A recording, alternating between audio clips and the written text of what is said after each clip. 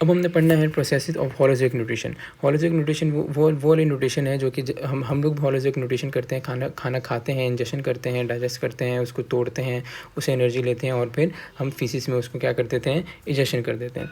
तो ये कुछ प्रोसेसेस हैं 5 जो कि स्टेप्स हैं होलोजिक न्यूट्रिशन के। पहला आता है इंजेक्शन, मतलब खाना मतलब जैसे हम माउथ खोलते हैं और खाने को हमारे अपने टंग पे रखते हैं, तो ये क्या इंजेक्शन का प्रोसेस है। उसके बाद है डाइजेशन। डाइजेशन 2 तरह की, इंट्रासेलुलर डाइजेशन होती है, एक्स्ट्रासेलुलर डाइजेशन होती है। अब जैसे मिसाल के तौर पे ये थोड़ा कंफ्यूज किया जाता है वाला कॉन्सेप्ट, अगर ये स्टमक है, स्टमक है अगर ये, तो स्टमक का ल्यूमेन है, तो स्टमक के अगर ल्यूमेन में डाइजेशन होगी, स्टमक की वॉल से कुछ एंजाइम्स निकल रहे हैं, ठीक है, जो ल्यूमेन में होगी वो डाइजेशन कहलाएगी एक्स्ट्रासेलुलर। क्यों? क्योंकि किसी सेल के अंदर नहीं है, ये खाली स्पेस के अंदर है। बट अगर स्टमक की ये सेल है, ये जैसे वॉल है, इस वॉल में इसमें जूम करके सेल्स बना रहा हूँ, अगर सेल के अंदर फूट जाए, वहाँ डाइजेशन हो, तो वो कहलाएगी इंटरसेलुलर, जो कि नहीं होता। तो स्टमक में एक्स्ट्रासेलुलर ही होती है। तो सेल के अंदर जाए तो इंट्रासेलुलर, अगर किसी ल्यूमन में हो तो एक्स्ट्रासेलुलर। तो ऐसे इंट्रासेलुलर है। और एक्स्ट्रासेलुलर क्या होता है, एंजाइम सिक्रेटेड आउटसाइड सेल, ठीक है। जैसे स्टमक का मैंने बताया कि वॉल है, उसके अंदर वॉल के सेल से एंजाइम सिक्रेट होने ल्यूमन में, और वहाँ डाइजेशन हो रही है इनटू गट कैविटी और ल्यूमन, जैसे स्टमक के ल्यूमन है, तो उससे क्या होगा, डाइजेशन होगी, एक्स्ट्रासेलुलर डाइजेशन कहलाएंगे। उसके बाद एब्जॉर्प्शन। एब्जॉर्प्शन ये होता है कि डाइजेशन हो गई, जैसे मिसाल के तौर पर ये बड़ा फूड का पार्टिकल था, छोटे छोटे पार्टिकल में टूट गया। टूटने के बाद इसको अब क्या किया जाए, अब इसको या तो किसी सेल के अंदर ले लिया जाए या तो इसे ब्लड में भेज दिया जाए, तो ये क्या कहलाएगा, ये एब्जॉर्प्शन कहलाएगा। तो uptake of diffusible food into cell या ब्लड, ये क्या कहलाएगा, ये एब्जॉर्प्शन कहलाएगा। उसके बाद एसिमिलेशन है, तो फूड टूटा, ये वाला फूड जो टूटा है, अब इससे एनर्जी लेना या इससे कोई भी मॉलिक्यूल्स को सिंथेसाइज करना, जैसे अमाइनो एसिड को सिंथेसाइज करना, तो क्या कहलाता है, एसिमिलेशन। तो ये यूटिलाइजेशन और डाइजेस्टिबल प्रोडक्ट, जो भी डाइजेस्ट किया गया प्रोडक्ट को इसको यूटिलाइज करना एनर्जी के लिए या कोई भी चीज़ को सिंथेसाइज करने के लिए, तो कहलाता है एसिमिलेशन। उसके बाद इजेशन है। इजेशन क्या है कि जो अब बचा कुचा मवाद है जो डाइजेस्ट नहीं हो सका, उसको अनडाइजेस्टेड मैटर को बॉडी से बाहर निकाल देना, ये कहलाता है इजेशन। अब हमने डाइजेशन इन अमीबा और डाइजेशन इन हाइड्रा भी देखते हैं। पहले हमने ये इसलिए देख रहे हैं क्योंकि ऑल्दो कुछ बुक्स में नहीं है, बट पंजाब की बुक में जैसे है, और अभी जो हमारा एग्ज़ाम होना भी है वो भी एक ओवरऑल जो है एग्ज़ाम होगा मोस्ट प्रोबेबली, या एग्ज़ाम वो ऐसा होगा कि हमारे पास PMDC से क्वेश्चन आएंगे, तो उसमें ज़्यादातर पंजाब की बुक को फॉलो किया जाता है। तो मेरा यही है कि आप बेशक पूरा ना करें, बट इतना मैं आपको पॉइंट्स बता दूंगा कि अगर इससे आउट ऑफ सिलेबस MCQ है तो आप उसको सॉल्व कर सकें। क्योंकि usually out of syllabus MCQ आते हैं हर साल, ये शो होता है आउट ऑफ सिलेबस है, बट वो वही वाले चैप्टर से होते हैं, चैप्टर बुक में मेंशन है और टॉपिक उनका मेंशन नहीं होता। तो एटलीस्ट मैं वो वाली चीज़ें कवर कराता जा रहा हूँ, उनकी इतनी डिटेल एटलीस्ट आप MCQ सॉल्व कर सकें। तो डाइजेशन अमीबा देखते हैं। सबसे पहले अमीबा एक यूनिसेलुलर ऑर्गेनिज्म है, पहली बात। तो यूनिसेलुलर है तो इसके अंदर सेल के अंदर ही डाइजेशन होगी, जैसे इंटरसेलुलर डाइजेशन होती है। उसके बाद ये क्या करता है, कुछ ऐसा स्ट्रक्चर होता है अमीबा का। तो क्या करेगा, अमीबा एक स्यूडोपोड बना लेगा, अपनी सेल मेम्ब्रेन को थोड़ा सा बड़ा कर लेगा, ऐसे जैसे मैंने बनाई है अभी। इसको हम सूडोपोडिया कहते हैं। इसके अंदर फूड पार्टिकल को ले लेगा और फूड पार्टिकल को बॉडी के अंदर लेगा और इसको डाइजेस्ट करके एनर्जी लेगा।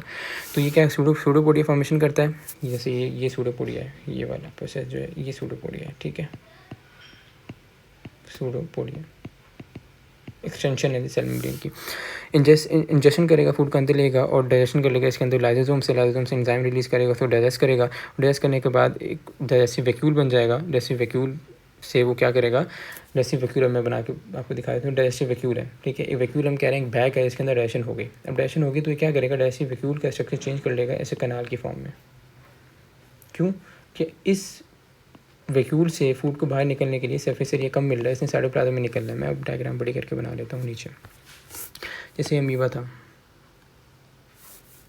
अमीबा का ये डाइजेस्टिव वैक्यूल है, ठीक है। अब डाइजेस्टिव वैक्यूल से फूड डाइजेस्ट हो गया, इसने बाहर आना है साइटोप्लाज्म में, तो सरफेस एरिया कम है। तो अगर ये डाइजेस्टिव वैक्यूल कुछ ऐसा हो जाए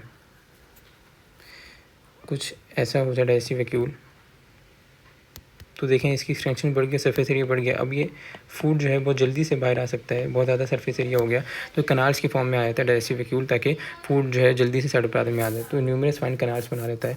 उसके बाद एसिमिलेशन होगी, वही जैसे मैंने बताया कि फूड टूट गया, अब इससे कुछ चीज़ एनर्जी लेना है, कुछ चीज़ बनाना, और डाइजेशन जो है अनडाइजेस्टेबल फूड पार्टिकल बॉडी से बाहर निकल जाएंगे। ये तो अमीबा का डाइजेशन हो गया, हमने सिंपल फॉर्म में देख लिया, जो कि आपसे MCQ में कुछ पूछ सकते हैं। जैसे इंट्रासेलुलर ये आ सकता है, सूडोपोडिया फॉर्मेशन आ सकता है, और कनाल्स बना रहा है फूड वैक्यूल की, ये चीज़ आ सकती है। उसके बाद डाइजेशन हाइड्रा का बेसिक सा स्ट्रक्चर है, ये निकले में इसकी टेंटिकल्स, और इसको एक ही ओपनिंग होती है, इससे फूड अंदर भी जाता है बाहर भी आता है, इसका नाम है माउथ। और इसके बाद ये 2 लेयर्स होती हैं, इसको पहली लेयर है एक्टोडर्म और अंदर वाली लेयर है एंडोडर्म, और अंदर वाली कैविटी को हम कहते हैं गैस्ट्रोवेस्कुलर कैविटी, ठीक है। तो ये कुछ होगा बेसिक से स्ट्रक्चर। अब हम देखते हैं इसमें हो कैसी रही है डाइजेशन। पहले इंजेक्शन हुई, इंजेक्शन का मतलब वही कि फूड को अंदर लेगा। कैसे लेगा? ये टेंटिकल्स पे आएगा फूड, टेंटिकल के जरिए क्या करेगा? उसको पुश कर देगा माउथ में। ये टेंटिकल्स हैं, टेंटिकल के जरिए इसको फूड जो आएगा माउथ में पुश कर देगा और पुश हो जाएगा डाइजेस्टिव कैविटी में, जिसको हम गैस्ट्रोवेस्कुलर कैविटी भी कह रहे हैं। पहला प्रोसेस हो गया। दूसरा प्रोसेस डाइजेशन। डाइजेशन इसमें एक्स्ट्रासेलुलर इंट्रासेलुलर दोनों होती है। मतलब क्या कि गैस्ट्रोवेस्कुलर कैविटी है तो कैविटी के अंदर जो होगी, मैंने जैसे आपको ऊपर बताया क्या होगी, एक्स्ट्रासेलुलर।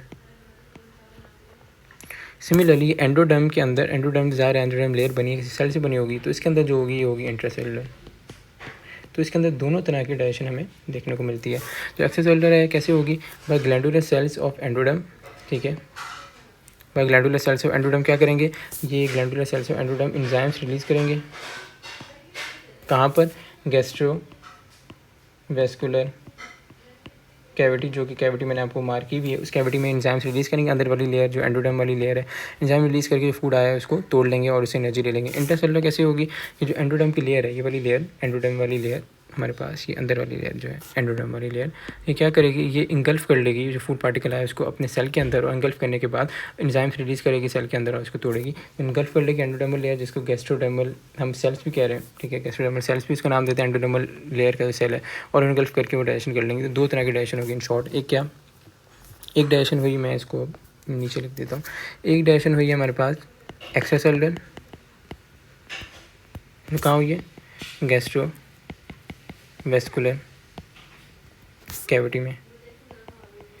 दूसरी डाइजेशन हुई इंट्रासेलुलर, जो कहाँ हुई है? एंडोडर्म के सेल में। तो दो तरह की डाइजेशन होगी। उसके बाद जो बचा कुचा मवाद होगा, डाइजेशन हो जाएगी, वो भी कहाँ से होगी? माउथ से होगी। चीज़ इंपॉर्टेंट याद रखना, एक ही ओपनिंग है जहाँ से फूड अंदर भी आया था और बाहर भी जाएगा।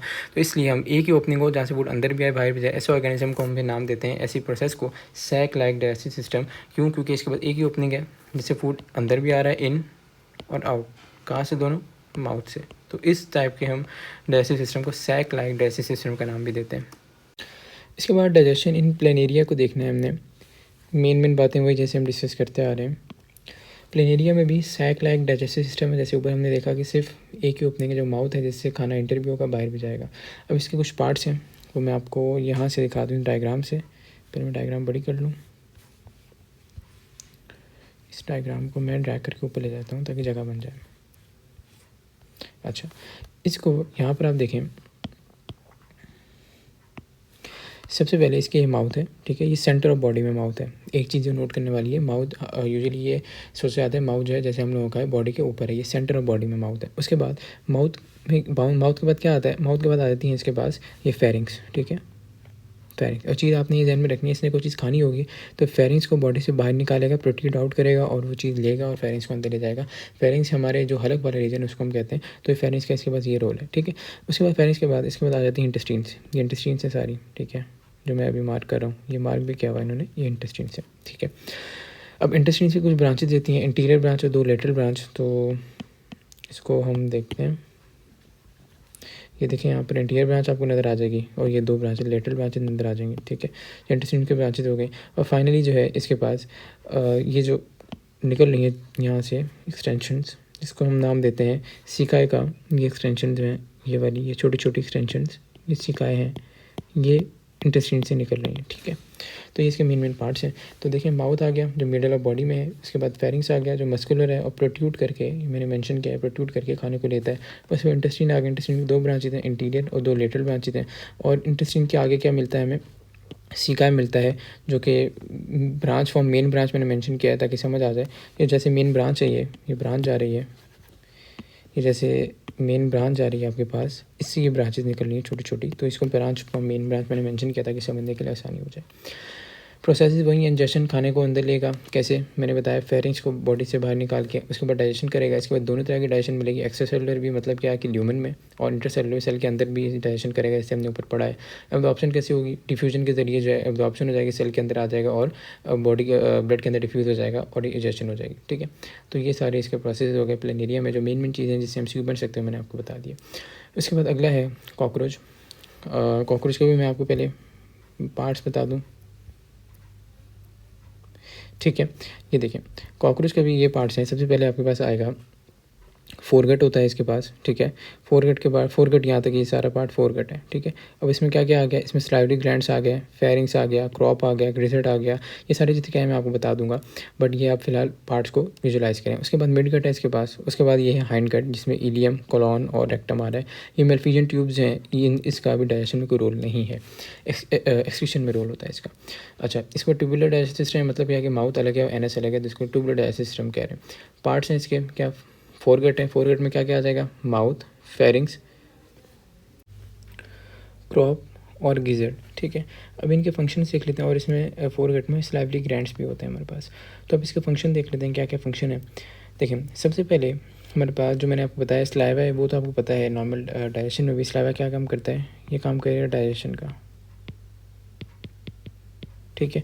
उसके बाद जो क्रॉप है, जो ये वाला रीजन है, ये वाला अब जो मैं मार्क कर रहा हूँ, जिसको मैं गोल दायरा कर रहा हूँ, मैं मैंने मिटा के दोबारा करता हूँ, जिसको मैं गोल दायरा कर रहा हूँ, ठीक है। ये क्रॉप है, यहाँ पर आके जो है वो फूड स्टोर होता है। फिर गिजट है इसके नीचे छोटा सा, ये गिजट क्या है, गिजट में जो है फूड ग्राइंड होता है, ठीक है। तो यहाँ पर गिजट फूड स्टोर हुआ क्रॉप में, ग्राइंड हुआ गिजट में, ठीक है। तो हमने देख लिया फोर गट के पार्ट। अब मिड गट, मिड गट में क्या है, मिड गट में हेपेटिक सिकाएँ हैं जो रिलीज़ करते हैं एंजाइम को। मिड गट में हेपेटिक सिकाएँ क्या है, हेपेटिक सिकाएँ जो हैं वो अब मैं जो मार्क करूँगा, हेपेटिक सिकाएँ ये वाला रीजन जो हेपेटिक सिकाएँ इससे एंजाइम से रिलीज़ होते हैं और मिड गट में रिलीज़ कर देते हैं ताकि डाइजेशन हो जाए। तो हेपेटिक सिकाएँ जो कि रिलीज़ करते हैं एंजाइम मिड गट में, ठीक है। उसके बाद आ गया हाइंड गट। हाइंड गट क्या है, हाइंड गट में फाइनली जो है वो एनएस में ओपन हो जाता है। तो बस ये सारे पार्ट्स हो गए जो प्रोसेस हैं। उसमें क्या इंजेक्शन है, इंजेक्शन में क्या होगा कि स्लाइवा रिलीज़ होगा, स्लाइवा माउथ जो है वो माउथ कैविटी में आएगा, मैंने फूड का बता दिया, क्रॉप में स्टोर होगा, गिजट में ग्राइंड होगा, मिड गट में डाइजेशन हो रही है। क्यों डाइजेशन हो रही है, क्योंकि ये जो हेपेटिक सिकाएँ हैं ये एंजाइम रिलीज़ करें, और फाइनली इंजेक्शन होगी एनएस से। ख़त्म हो गया। अब ये वाले डायग्राम से भी आपको मैं दिखा देता हूँ। ये आ गया स्लाइवली ग्लैंड्स, ठीक है। ये हो गया आपके पास क्रॉप हो गया, ये गिजट हो गया, ये हेपेटिक सिका है जिससे एंजाइम रिलीज हो रहे थे, ये वहाँ पे मिड कट हो गया, ये नीचे जो है वो रेक्टम और कोलॉन जो है हाइंड कट हो गया। तो ये इनके सिंपल से पार्ट्स हैं, मेन पार्ट जो मैंने आपको बता दिए, और हमसे एमसीक्यू में पूछे जा सकते हैं। तो ये वाला पार्ट थोड़ा सा ऐसा है, मैंने पहले भी मेंशन किया है, जो कि डायरेक्टली सिलेबस में नहीं है, मगर इस ये वाला चैप्टर सिलेबस में मेंशन है, तो आपसे पूछा जा सकता है। अगर आउट ऑफ सिलेबस के क्वेश्चन आए तो सेफ साइड रहने के लिए आप ज़रूर कर लें, ठीक है।